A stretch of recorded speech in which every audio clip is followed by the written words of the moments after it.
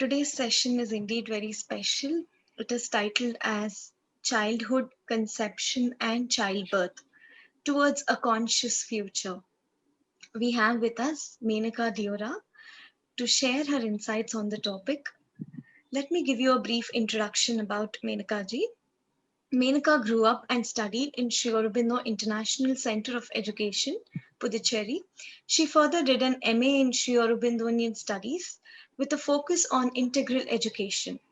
Her experience with languages, writing, sports, adventure, nature, travel, and arts led her to design integral education programs for urban children, teens, and families.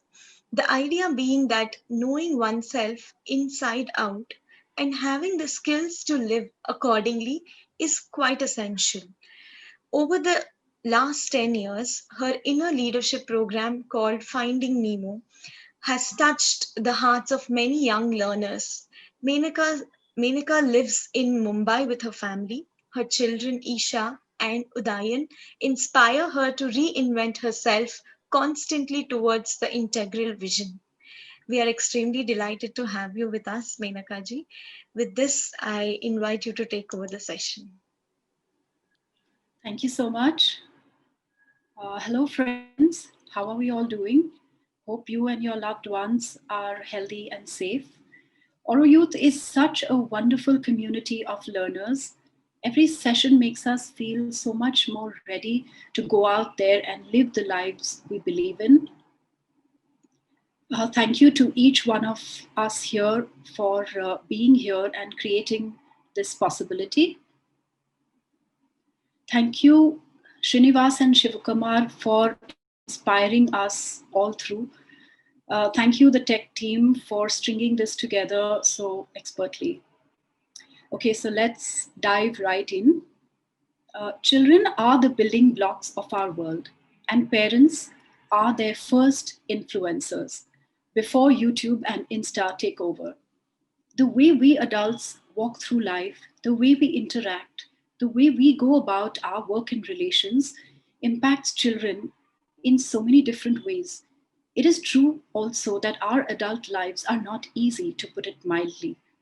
We have landed ourselves in a very smart world indeed, with big tech, big pharma, big cosmetic, big social, and big politics coming for us so fast and furious, nudging us to consume more than we can digest, to process more than we can hold, and making us feel irrelevant if we don't keep pace with this light show.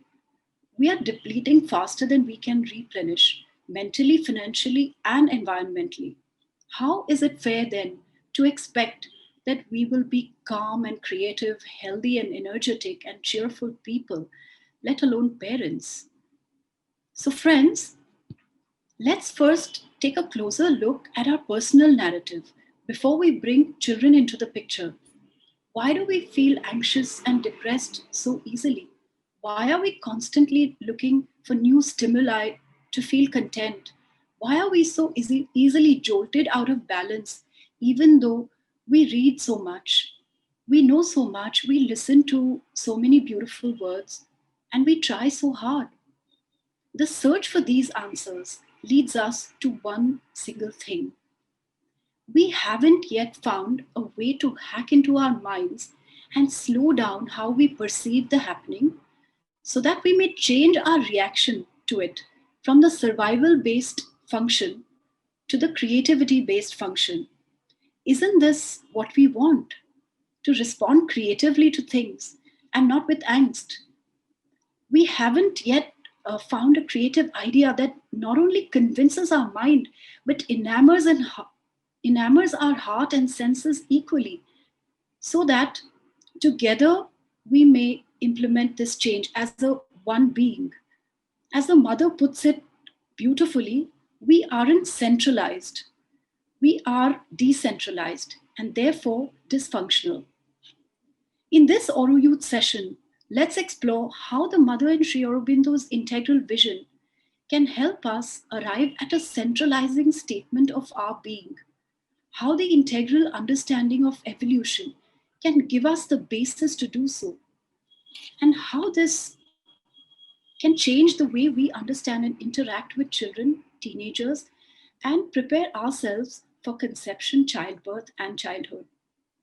And lest we forget, there is a child within each of us who would love that too. Can we have the next slide?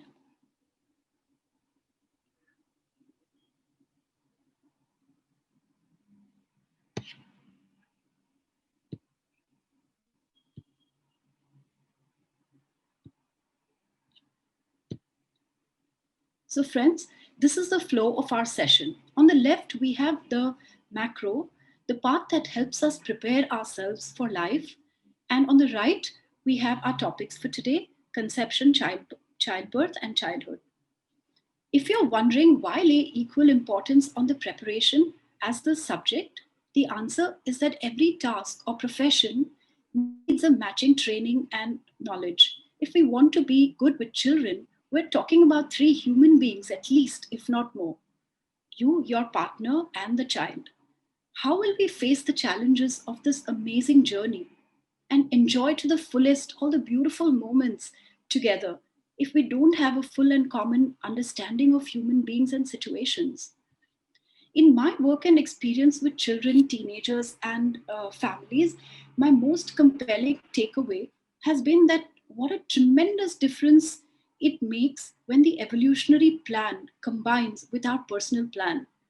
The clarity and freedom that comes in is a total game changer. And not only for adults, for children as young as 6 and 7 and 8.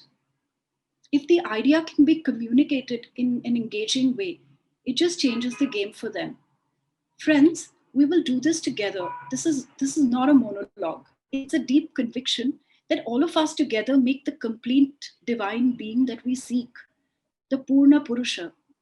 Some of us are the strong limbs of this being. Some of us, its serene eyes. Some of us are the robust torso. And some of us, its beating heart. Let's all hold hands together and dive into this exploration together. So do lend yourselves fully. Coming back to the slide, man as a transitional being is our first point on the left. This gives us a common direction to move as a race. Like the migrating birds in the sky who know exactly when to turn and how to turn. It's like they have a common code that they're following. No one ever clashes into the other, and each occupies a special and unique place in the group. I believe that this statement of Sri Aurobindo holds that possibility for us. The next point on in the section is towards a conscious future. It gives us an overarching motive for our daily decision making. It helps us arrive at that burning, centralizing statement of our being, which will redefine the way we respond. And at the end of this part, we have something called the integral matrix, which is a one shot view of the two points which we have just looked at, which allows us to pull in all the scattered key ideas into a ready reckoner. Because trust me, it's going to come in really handy when that little bundle of joy of yours grows up and you're going to call him a runaway tiger. Next slide, please.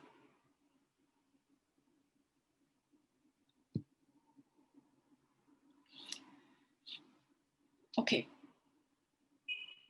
Man is a transitional being. This iconic statement of Sri Aurobindo sums up the architecture of life in a way that few things do. It offers us a largest common direction to move forward together, even as it makes room for all our differences. Let's take a closer look how. The word transitional is the key here, and it gives us four pivotal ideas to take back to life.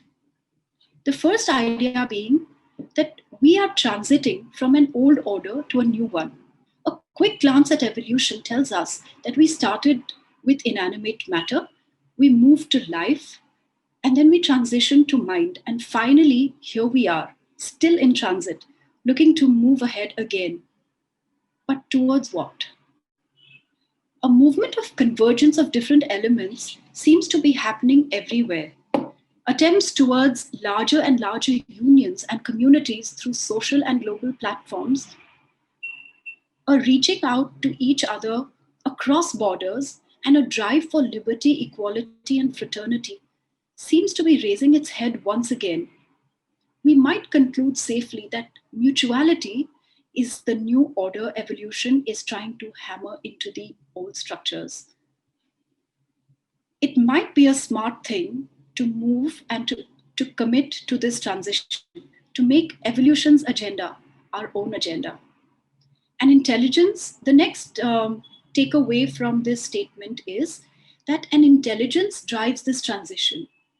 This is a key idea across many disciplines, be it the atomic structure or evolution itself, or anything creative that you want to do. There is always an idea, an intention, a logic in the center of it, and a potential energy, a kinetic force around it. The two are bound together by a deep mutual connection. The observing eye of quantum physics, which determines the trajectory of light, and the Ishvara and Shakti of the philosophers are one and the same thing. This idea of the creative process allows us to see the creative process of things and drives home the point that the stance we take as observers can alter the course of things. The next important takeaway is that this transition happens in cycles. Life moves in a cyclic spiral from one optimal to the next. Every cycle is supremely and carefully worked out.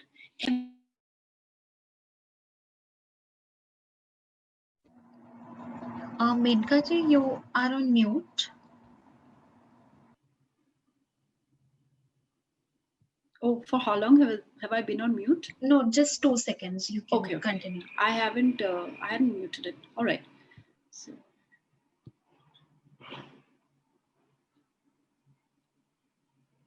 yes. So every cycle has 3 stages of progression: the seeding of a new order, the ascension towards it, and the enjoyment of it. The first stage is when a new idea is implanted in the old structure or in our minds. The second stage is when old arrangements are shaken and loosened to move towards the new arrangement. And this phase can be uncomfortable, disturbing, even very painful, but need not cause suffering if we remember that it's a necessary stage in the creative process. The third is the unfolding of the new seed idea, all the possibilities, all the power and advance that it brings with it, and the enjoyment of it. The 3 stages of creativity empower us to see things as a larger whole, to persevere with courage when things seem chaotic and don't seem to be going the way we want them to go, because we have committed to this transition and now we can see how it works. The final revelation, there are many, but for our purpose today, the final revelation is that we have a choice to host this transition or watch it happen. For the first time, a species has a choice to co create evolution by consenting. It's a huge privilege and power to align with evolution. It's epic. Just like the birth of a child is an acceleration of evolution, our consent is equally big. It's our second birth. Is there anything more fascinating for the mind than the grand design of evolution? Is there anything more desirable and fulfilling to our heart than serving the power and grace of evolution? Is there anything more worthy to breathe for, to live for, to die for? Man is a transitional being, makes us fall in love with ourselves and with life all over again, and with every human being. Because the same transition is happening in every single human being, doesn't it? Isn't it? We have touched upon here some deep seated fundamental truths. So let's quickly summarize it. First, we are transiting towards the mutual, the optimal, the next future. Second, there's a fascinating creative process here in which our stance will determine where we go, towards the future or towards the past. Third, the new order happens in stages. Upheaval is a part of the process, but the new creation is well worth it. Finally, we have a choice to sign up or not. It's free and it comes with a lot of perks, if that helps. We have to also conclude that this transition is already embedded in our DNA code. It's also out there driving evolution from the amoeba to the man. The only place it's missing is in our minds. By somehow bringing the mind into it actively, we would have completed the alignment of the subconscious, the conscious, and the superconscious, making us unstoppable. In the next section, Mother shows us how we can do this, or at least how we can come very, very close to it. Do we have a poll here?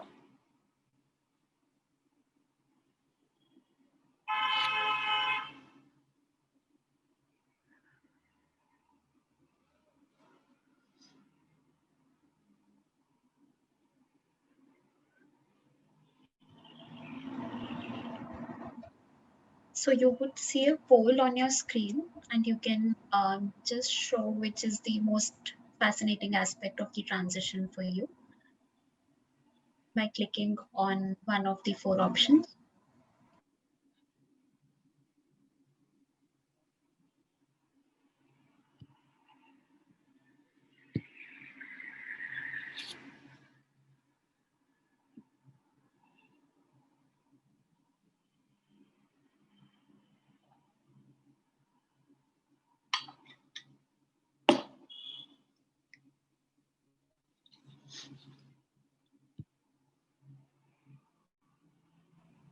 Vinkaji, you can see the outcome of the. Yes, it's very interesting. We've never done this before.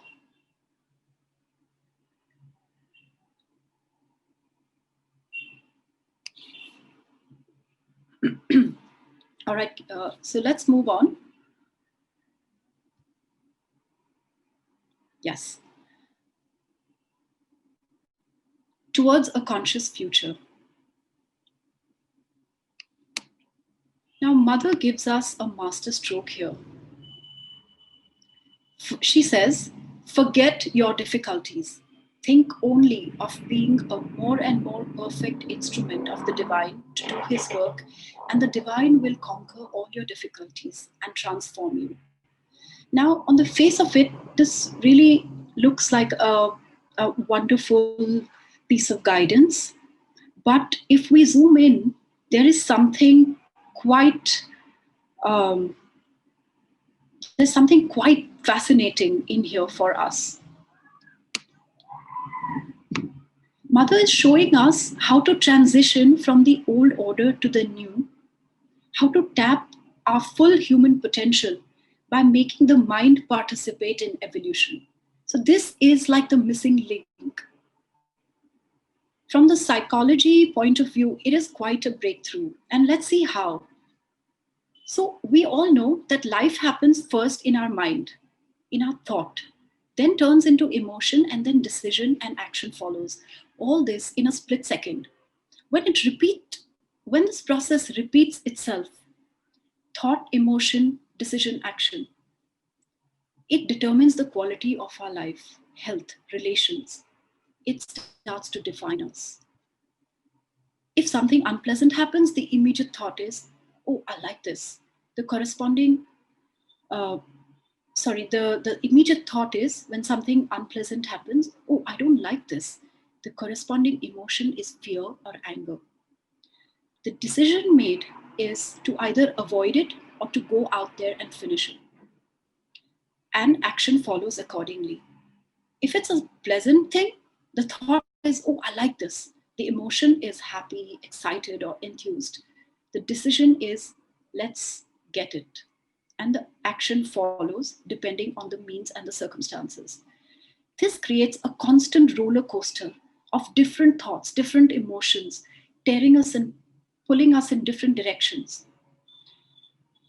The result is a lot of stress, fear, resistance, And then, of course, it translates into the body with health issues. What if we hack this process by introducing one single thought in the mind for every situation? This, for example, forget the difficulty, be a more and more perfect instrument. If this is the only thought that crops up every time something happens or doesn't happen, it will only lead to one emotion, the sense of fulfillment in creating your own future. This will lead to only one decision: I can do this. It is worth doing this. And creative solutions will follow. The roller coaster of tearing emotions will stop, will slow down at least, because you chose to go with one single chain of thought. Stress will reduce because you're not swamped by 1,000 permutations, and more bandwidth of energy will be there, more creativity will happen. And the biggest gift is that our self worth will hit the roof, irrespective of what goes on outside. Someone says something hurtful, first there might be that same sinking feeling we are used to, but we slow down, go to that defining thought: let me forget the problem. How can I be a more perfect instrument? Someone doesn't like your tweet, forget it. My focus is how can I make my own future? You're having a bad day. How can I be a more perfect instrument? You're feeling performance pressure. Yes, I am scared, I am sweating, but I will not focus on that. I will focus on how to be a more and more perfect instrument. Being an instrument of evolution is more important than my reputation or my performance or whatever the case, as long as I have tried my best, right? So you don't give your mind a chance to go any other way, only one direction, the direction of the future that you are in love with, that you have envisioned for yourself. Just imagine what will happen to us. We will be unstoppable.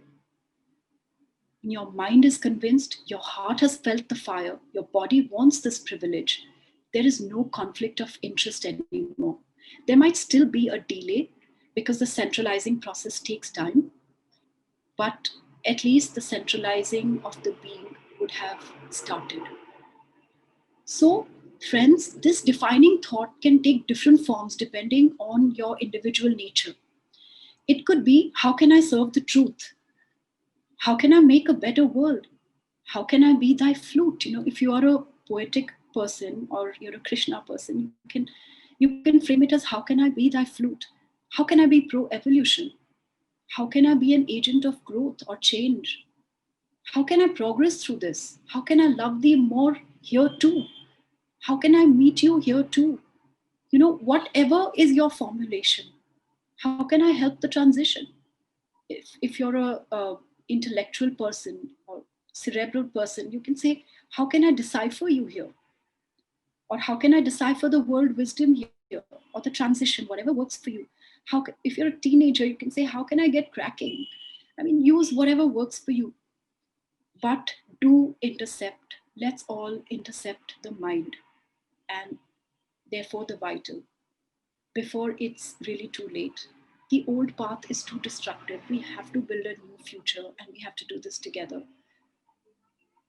We have to find this defining and centralizing thought for ourselves based on our fire within, which is very evidently connected to the fire of evolution. We may find it in a book or in someone's words, or just take it from here. This is one of the finest. Mother says, think only. So she is directly targeting the thought process. Think only of being a more and more perfect instrument. I think like she's given us the best gift possible. Yeah, just make sure that your formulation can be applied to anything and can be as large as possible. So, friends, let's take a moment to find this. What could be your defining thought? What is your hack? Let's just take 5 to 10 seconds to kind of personalize this and what it means for us. Okay, we can move to the next slide. Now, we will not go into this slide too much. It is just a summary. We've called it the integral matrix because it brings together the two main axes or coordinates of life, the personal and the universal. It's a ready reckoner for understanding the role of things and the way ahead. You will be able to find here all the key concepts of all the schools of thought and disciplines. We can look at this later if it comes up in the question answer sessions, but essentially you'll find concepts from Eastern and Western thought as well as science. For example, the gunas, the yugas, the rasas, swabhava, laya, pralaya, shakti, Ishvara, Jiva, the Purusha and Purushottama, a very, very important concept in the planes and parts of the being. The aids of evolution, the Guru, Shastra, Kala, Utsa, and in Western thought, the personal, the impersonal, escape velocity, quantum physics, critical mass. It is all in here, and as we dive into it more in detail, it will become more explicit. But you can take a couple of seconds to just read through the main points.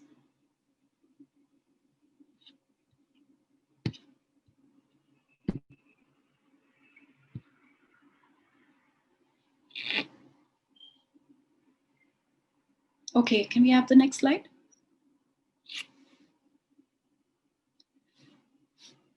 So we're finally ready for conception.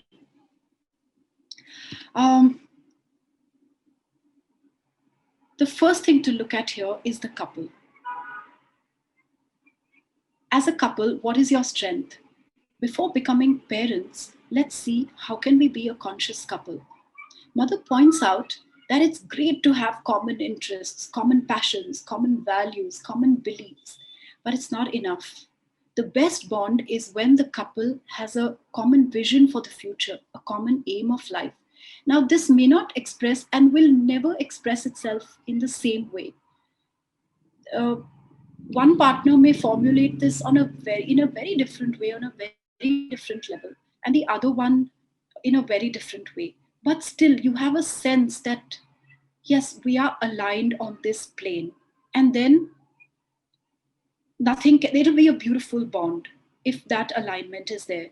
A common commitment to support each other's growth. Can we have a constant prayer that whatever my partner needs for his or her growth and fulfillment, may I facilitate that? That would be the foundation of a beautiful journey together, with or without a family. The next point on the slide is, why do we want a child? It's important to look at the influencing factors that help you decide whether you want to take the step or not. So it could be a social reason. In our Indian communities, the moment you get married, it's like your clock has started to tick. Come 1 year, the first anniversary, your family will, give you very clear signals that, what's going on, guys. So come second year, the pressure builds. So it's true, it's there, but this can't be the reason for having a child. Then there could be a biological instinct. You might just feel like mothering a child or fathering a child, which is also a very common instinct. But then we have so many instincts, and that again can't be the reason for us to have a child. Then again, there is a subconscious, there could be a subconscious personal reason. Things might have happened to you in your childhood, good, bad, whatever, traumatic. And this could have at some point made you decide that, if I have a child, I'll do this or I'll never do this. And those formations can go very deep. And you might just feel like having a child because of that. Maybe it's bringing from there. But that again is no reason to go ahead and bring a soul onto the earth. If all these are examined and kind of hushed, then if you still have a deep-seated need to have a child, then by all means, one should go ahead with it. The only other scenario is, you may or may not be clear, But a soul might want to come into your life, into your entourage, because that might be the conducive thing for the journey of that soul. In such a case, also, I think it becomes very valid to have a child, because the soul will keep in mind um, your wellness and your alignment with this decision. Okay, the next point is, can we, once you have that clarity that, yes, now we want to go ahead and have a child, and both you and your partner are on the same page with that, the question is, can we prepare for conception? And the answer is yes. When you have that clarity, you can do several things. The first is to intensify that prayer for your partner, that, may the best happen for him, and may I, or for her, and may I facilitate that. That will put you in a very good space.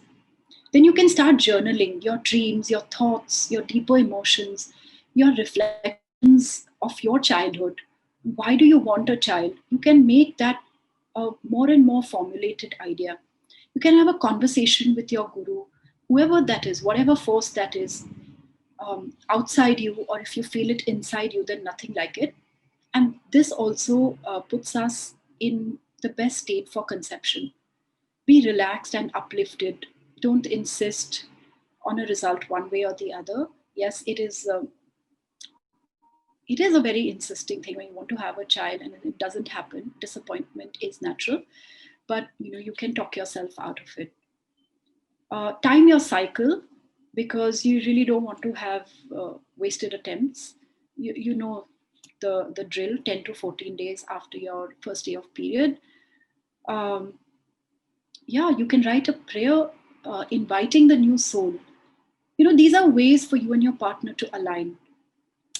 And at the moment of conception also, you can be in a state of gratitude, in a state of nurture, celebration for your partner, for life, for the new soul that you're inviting.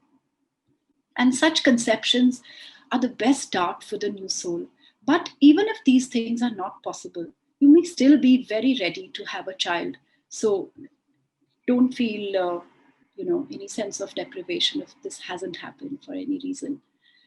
All right, coming to the next point, the 9 months of pregnancy. These are one of the most beautiful human experiences for the whole family. When a new soul is around, literally the universe celebrates with you. So create time for yourself. Surround yourself with simplicity, beauty, harmony, all the values that you believe in.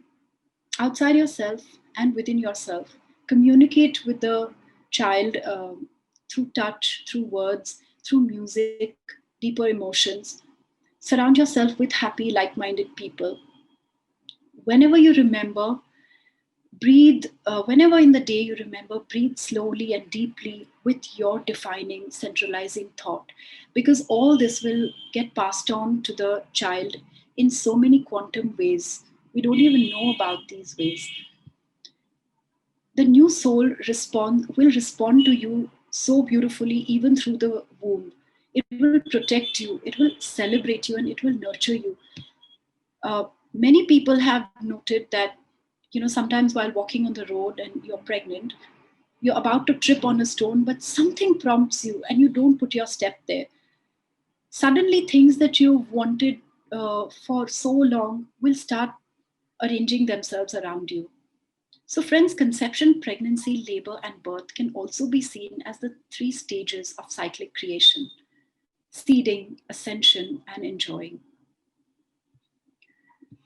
Um, Regarding health during pregnancy, I think we all know enough about health tips, but yet prenatal yoga helps a lot. Using natural ingredients for your massages and stuff like that is very, very, very good. Being happy, not obsessing about do's and don'ts, working all through as much as possible, envisioning a being who is radiant, walking in nature, getting a lot of sunlight. These are all, beautiful things to do. Spending time with yourself and your partner. Um, the seventh point is also very poignant. What to do if one is not being able to conceive? So here's a perspective. The Vatsalya Bhava, the need to nurture and create, is not restricted to a child. It can be fulfilled through other ways. You can recreate and nurture yourself, your work, those around you. You can tend to a project passionately. It's a beautiful force inside you and your partner. So don't stop this force from flowing just because you're not being able to conceive. There's a right time for conception. And if it is meant for you, there's a right time for every creative idea. And whenever it's meant for you, it will surely come to you. Let your centralizing thought hold you together so that you don't get bitter and don't stop that flow, because negative emotions can make our insides acidic, and that won't be the best thing for conception. We have a poll here. Let's see if you've paid attention.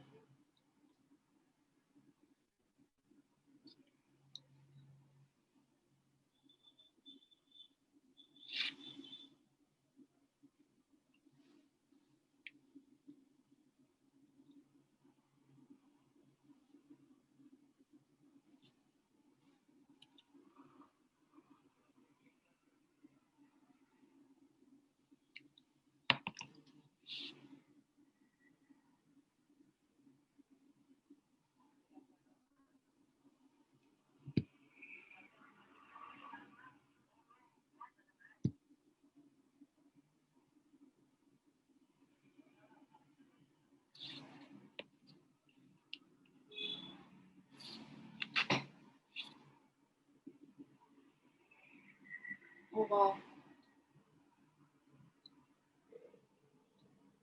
That's very interesting to know. Okay, with that, from conception, we can move to childbirth.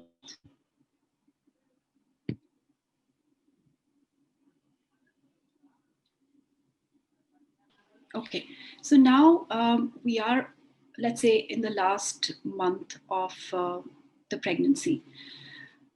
This is a very important period because by now the fetus, the baby, the being has developed to a great extent, and whatever you do, feel, and experience goes straight down to the baby. So, other than doing your sports, resting a lot, you can gather yourself, you can have some good fun, you can be in a happy state, but don't dissipate yourself through gossip or too many outings, unnecessary speech, and disturbing television content.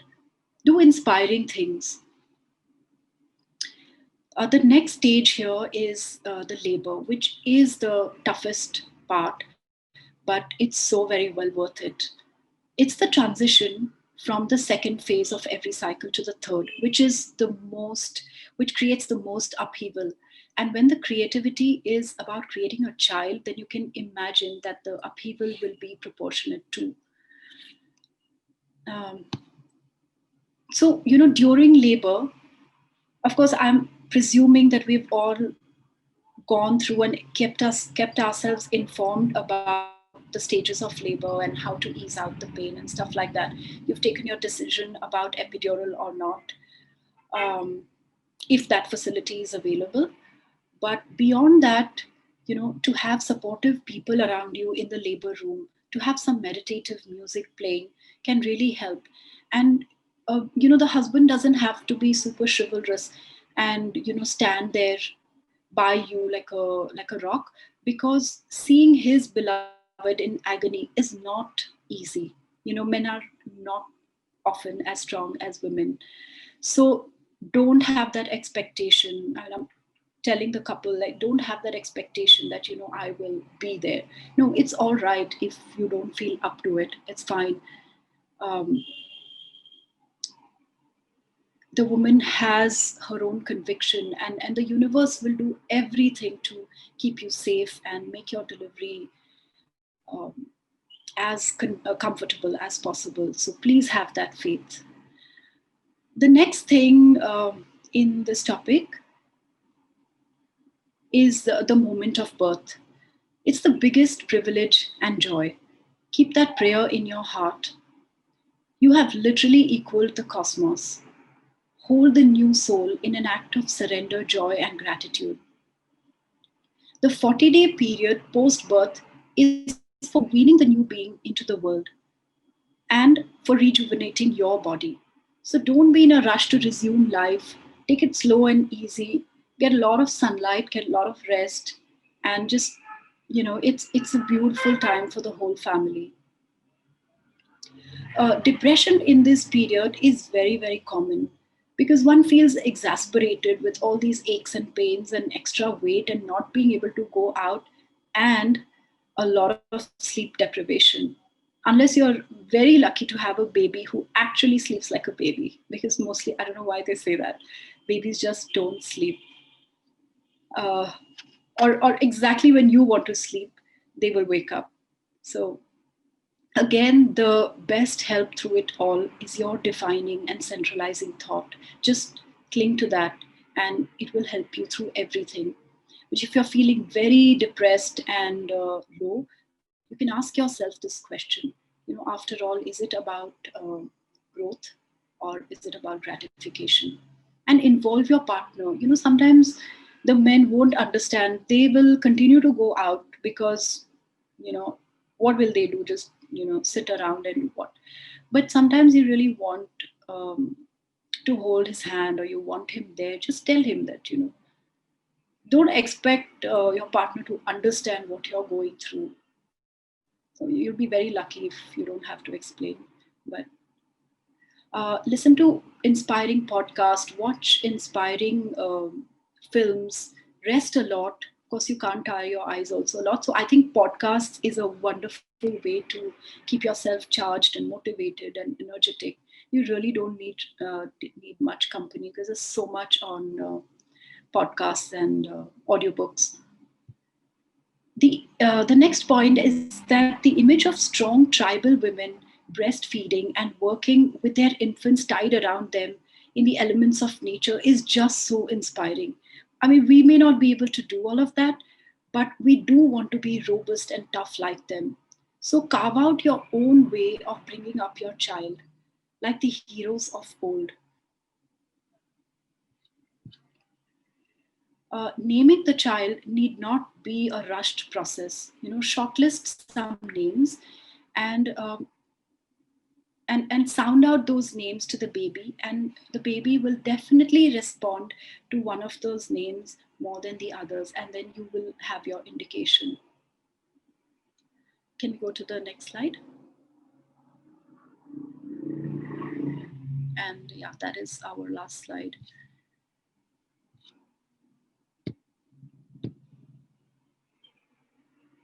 Okay, childhood. Now, I forced this slide into the presentation because lest I sound like a gynac or someone who's had like 1 dozen kids.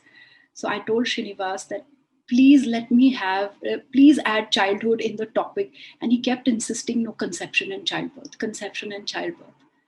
So I think finally he relented, and I've got this slide and it's being thrust on you.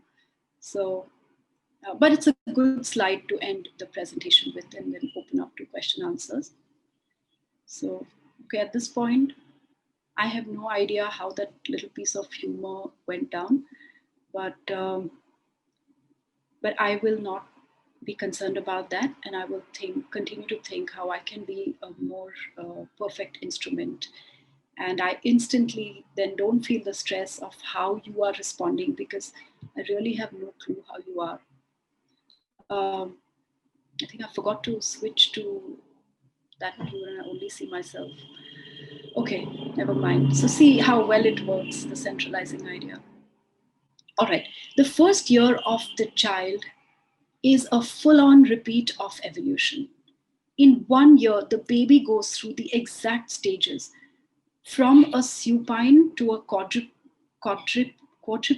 to erect. The spine undergoes the same evolution as it did over thousands of years in one single year.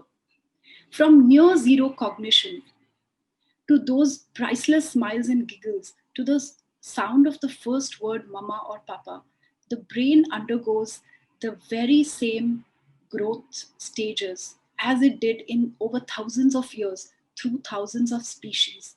Isn't it amazing that we are such exact replicas of evolution. Why then must we forget evolution for the rest of our lives? It is, we are like microcosms in a macrocosm.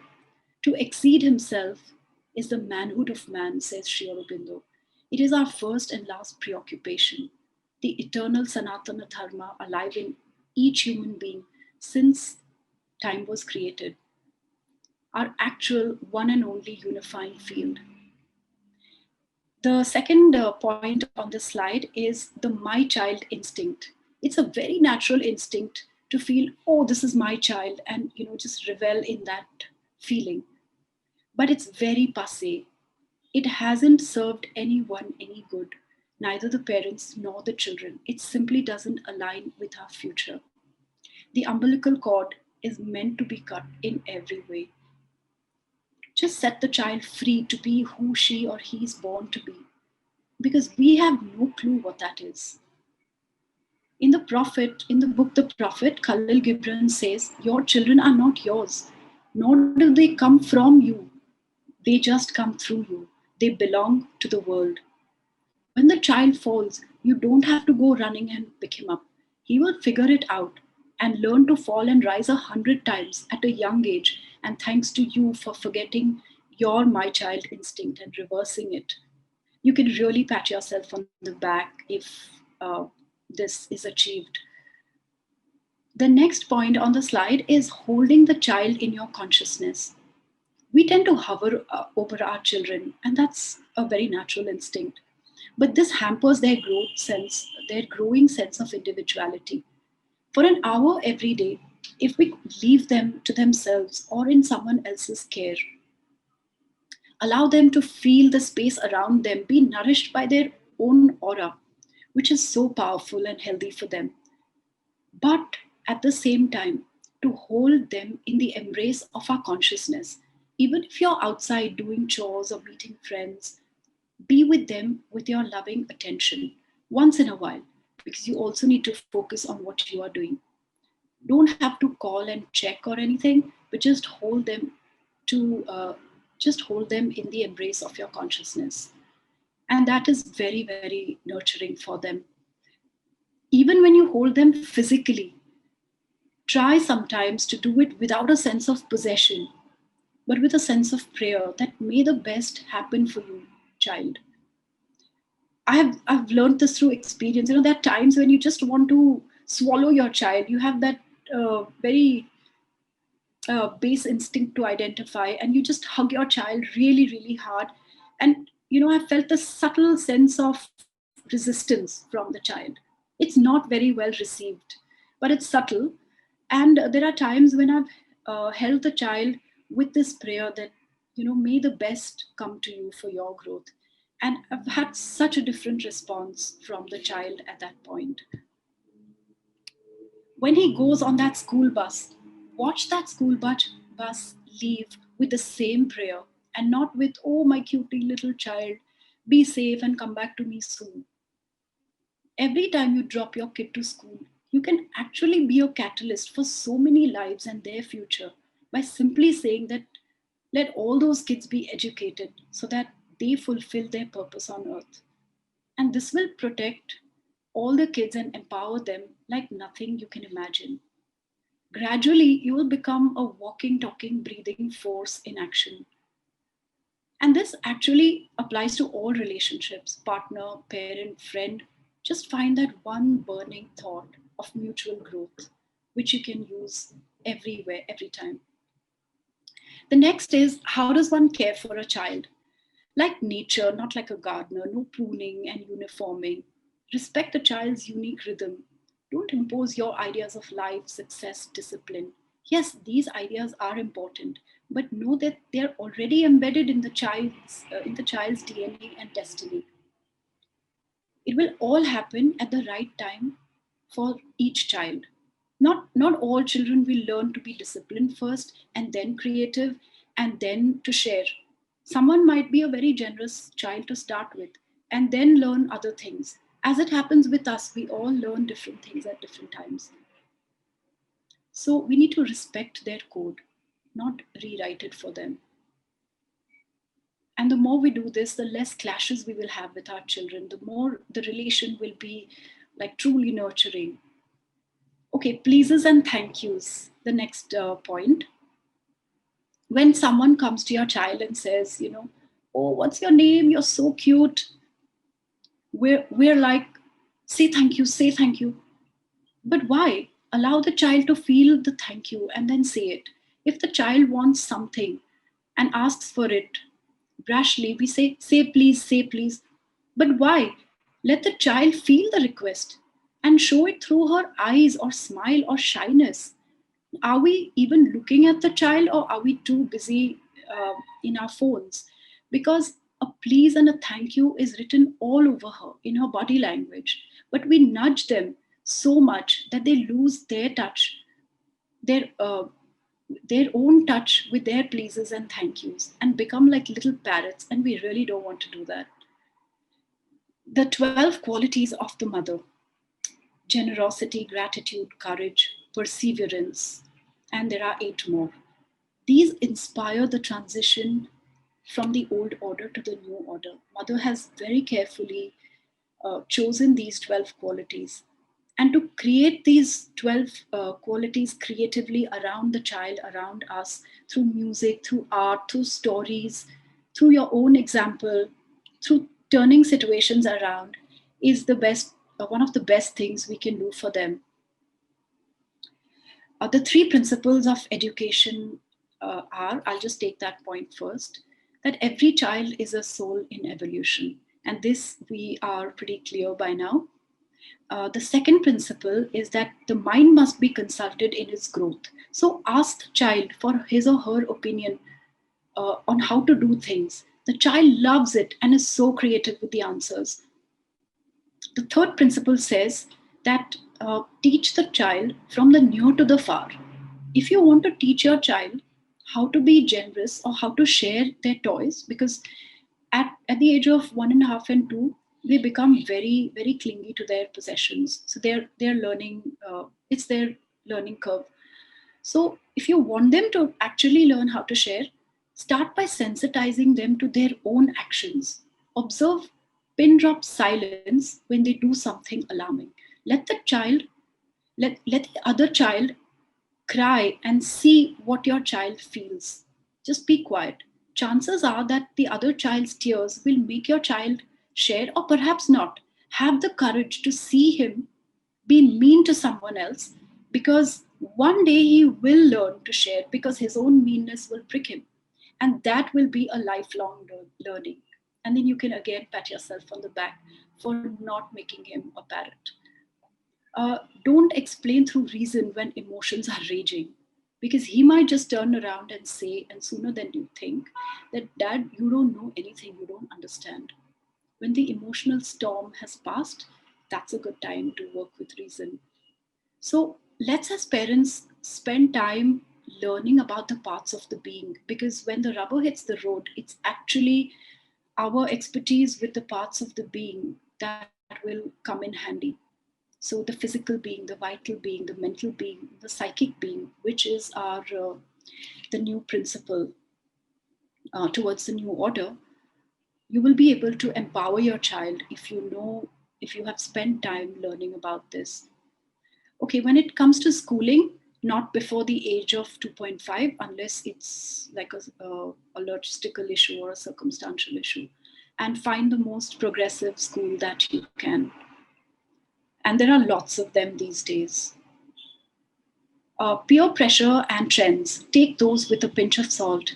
You know, other parents will do fancy things and classes, and it's very exciting. You want to do everything for your children, but be careful in choosing what you do, what you sign up for your child. One thumb rule is to spend a lot of time in nature, in gardens, doing lots of sand play and climbing and digging. And please check with an integral educationist before you enroll them in all these new classes that are mushrooming. But hopefully by then you have become an integral educator and you can check in with yourself. So friends, let's remember that every child fulfills a unique role in the world. Let's never compare two children. Let's never compare ourselves with other parents or with other standards.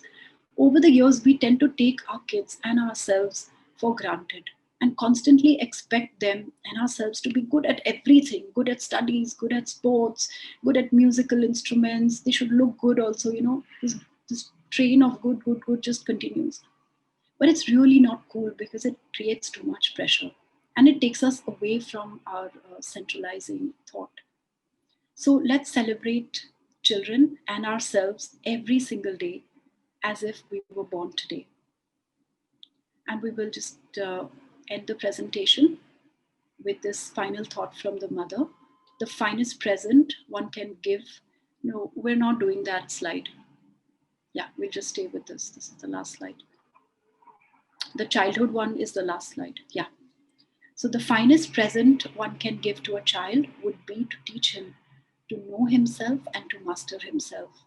If you are ready to give this present to the child in you and to your child, then you're ready to have a child. Thank you.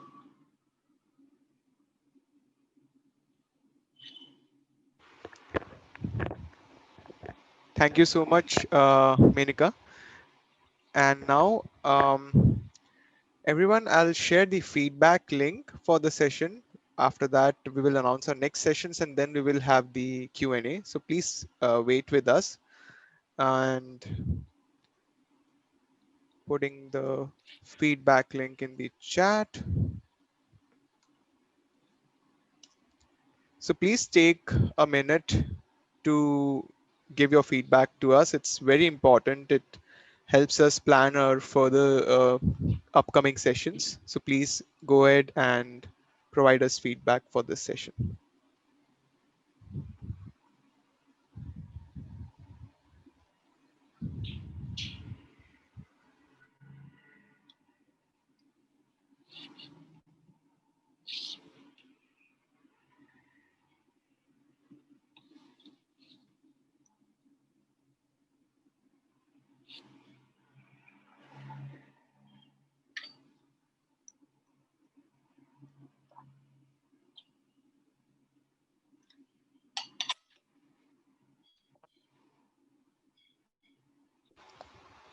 All right, thanks for giving the feedback, and over to Shiv Kumar to announce the next session.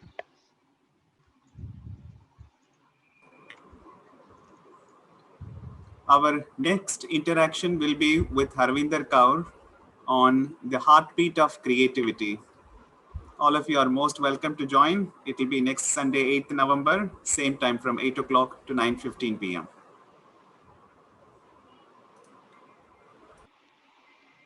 So see you in our next session. It's about creativity, and let's all get creative in our next session. And yeah, I've personally been in Harvinder's session, and I would highly recommend that you just be there in her sessions. And now we will have the questions and answers. Okay, so question time. So Minka, I Yes. have a question from Pooja. Could you please explain the concept of mutuality and spiraling growth? Okay. Mutuality is when you don't look at only your interest, but you look at a larger and larger um, circle of interests. And to put it very simply, and the spiraling concept is, I remember studying this way back as a student, but it has just stayed with me. That the picture of a spiraling of a spiral, how it rises. So every time the next cycle is higher than the next, and yet in every cycle there is a low point, there is a midpoint, and there's a high point. So this is how evolution progresses. And the three stages, to go back to it, is that the first stage is when the new idea is implanted, and then the second stage is where all the elements are kind of picked up to rearrange themselves around the new idea. And And that can be disturbing because it's a change of arrangement in the old order. And then eventually when everything gets integrated into the new order, there's a whole plethora of um, new movements, new possibilities, and so we've reached the new cycle. And similarly, we go on progressing from cycle to cycle, and it's a spiraling movement. Okay, I hope Is it Pooja, clear? Menka has answered your question. If you have a follow-up, you can either put it in the chat window or feel free to And ask. this is applicable to life. Like I was trying to show this, that suddenly you might experience that in your house, in your home, there was a certain arrangement, and then suddenly there's a change in that arrangement, and then there's a new order which is trying to establish itself. It could be in terms of family. It could be in many different ways, but that's how new things happen in life. So one need not get jolted that, oh God, what is happening now? Everything is so different. Oh, it will settle into a new balance, into a new order. Okay, and next we have a question from Harshita. Harshita, would you like to go ahead and ask it?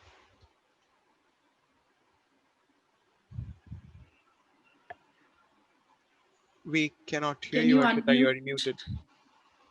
I pressed it, but it didn't get. Yeah. Okay.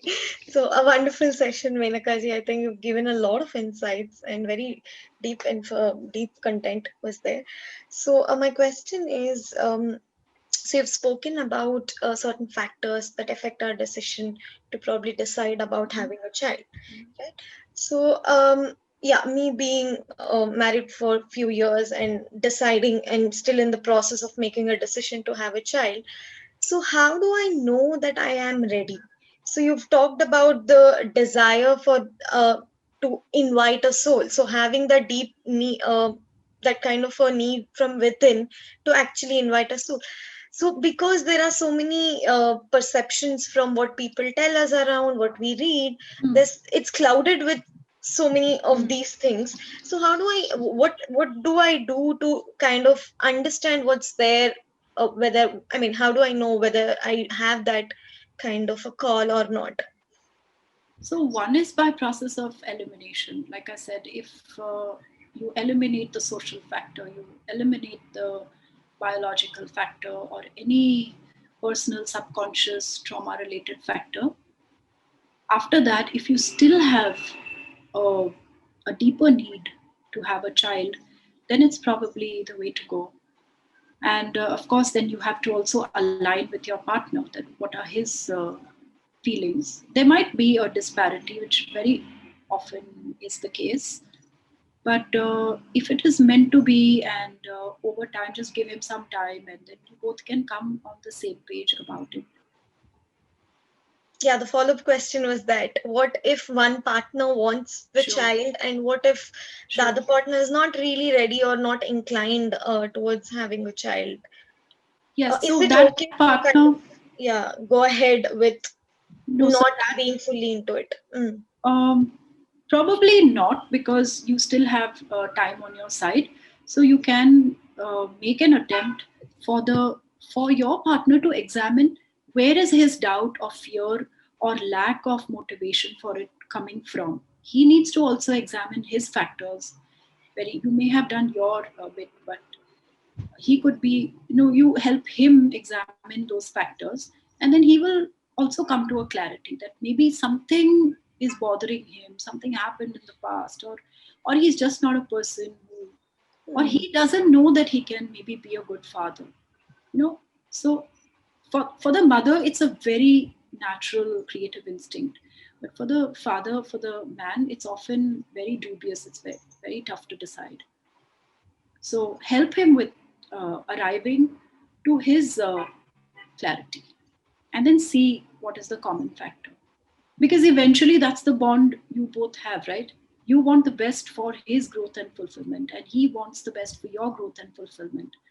So with that, if you approach each other, you will definitely come to a common over time. Yeah, it'll take some time. Also, I've heard of a water delivery. So, is that something suggested? Yes, I wouldn't recommend going into these alternative methods because we don't know who is doing it and how safe they are. We are not living in 20, 30 years back where all this was very easy to handle.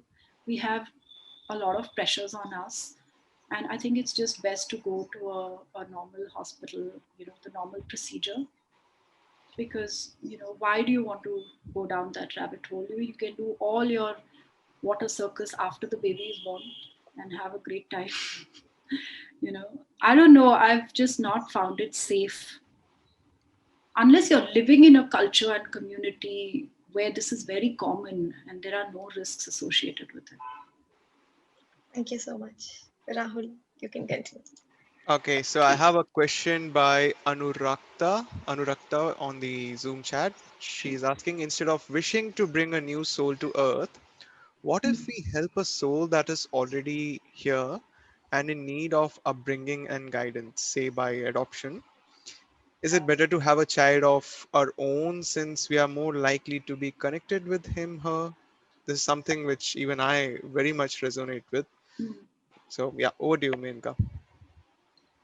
It's a beautiful thought and idea, and it actually aligns very well with mutuality. If there's a child waiting out there to be adopted and you're feeling fine with it, by all means, go ahead and do that. I mean, nothing like giving this child a new life. But if one of you is not comfortable with it, uh, and you have talked about it and that comfort level is not coming, then it's better not to go that way. This adoption is something that both of you have to be very, very clear and motivated for. If you're both on the same page, by all means, go ahead. It's a wonderful idea, I would think. Okay, I would ask anyone in the Zoom if they have any question, they can go ahead. If not, I have a question. No one? Okay. All right. So, Minka, Yeah. uh, what can we do for children who have gone through a difficult or traumatic childhood? For example, they've grown up seeing their parents fight quite frequently over whatever issues, or uh, one of their parents, or um, uh, they've been beaten by them, or then there are cases of child sexual abuse. So is there something that we can do um, to heal these children? Mhm. Now these children could be later on into their teenage, and they could be adults, but Yes. is there something we can do to heal them? So, couple of things. How has this child been impacted very severely? Is there a scarring or on the psyche of the child? So it depends on that. Or is it someone who is just grown up with all this and has managed to sail through it?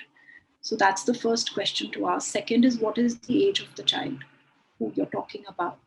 And who is asking this question? Is the parent asking the question, how do I heal this child? Or is another caregiver asking this question, that how do I heal this child who's gone through this stuff? So three things to keep in mind. Yeah, because that would uh, very that would determine what we can do about it.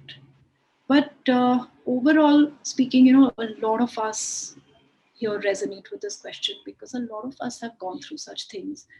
And one general way of looking at it is that your parents have gone through their own journey of evolution, and it was unfortunate that they had to go through violence, but it's all right.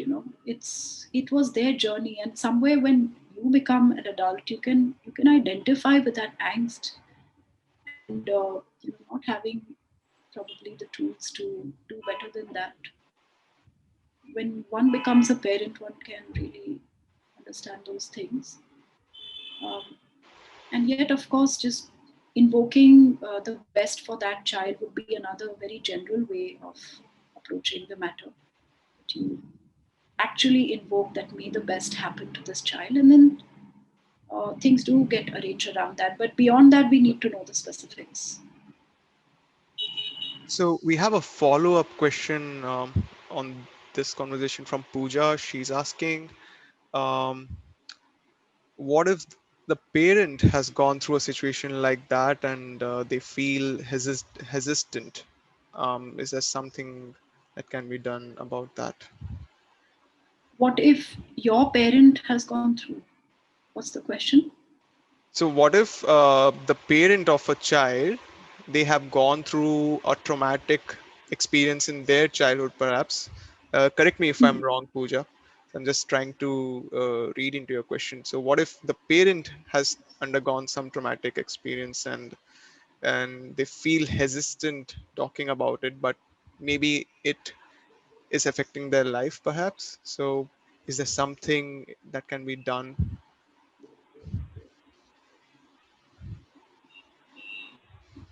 Okay, good question. Again, if you can find your centralizing and defining thought, I think you can heal a lot of trauma through that. Because we feel trauma and we continue to perpetuate that because we are still in the mind body vital zone, which is our personality, right? So we continue to feel those scars. But the moment you um, move out of that into your fourth dimension, the aspect of mutuality, which is already embedded in you, you just have to find that, that definition or that clarity. The moment you move there, there's no stress. It all kinds of starts to dissolve because your whole being has, kind of consented to move there. So a lot of those pangs will subdue, both for the parent who has gone through this or for a child who's gone through this. So it's like kindles like. If you are in that zone, then it's very easy for others around you also to kind of, even without knowing, respond from that zone. So these are just some points to think about. But of course, it also needs specific information.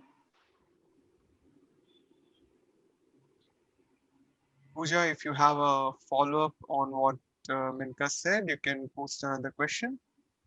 Anyone else who would want to ask, please go ahead, or you can put your questions in the chat window.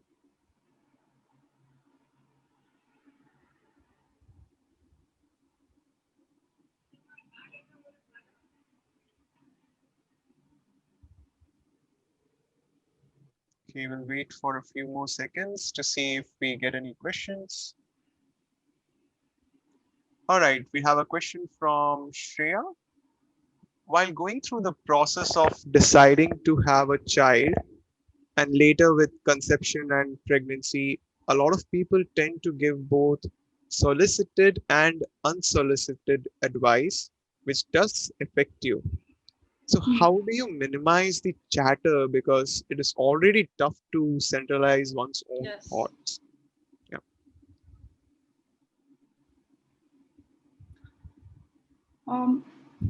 Usually one partner is better at doing that than the other, so you can definitely use that as a prop. Yeah, just, you have to ignore what is not falling in alignment with your, yeah, you just have to ignore, or you can go and communicate politely to them that, this is our decision, and it's not helping us. You're going on saying these things, it's just not helping us. Very clearly and politely you can request that to stop. And if it still doesn't stop, you can just remove yourself from that scenario, and they'll get the message that, this is just useless chatter. It's not being received well. Shreya, if you have a follow-up, you can either ask or you can again write in the chat window. She says, thank you.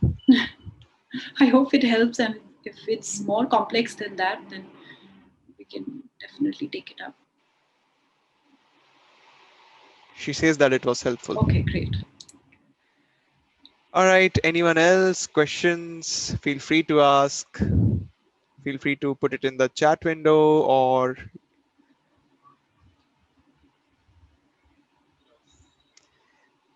okay, I think we have no more questions. So thank you everyone for being with us here. Thank you, Menaka, so much. Thank you, Rahul. And good night, everyone. Good night, everyone.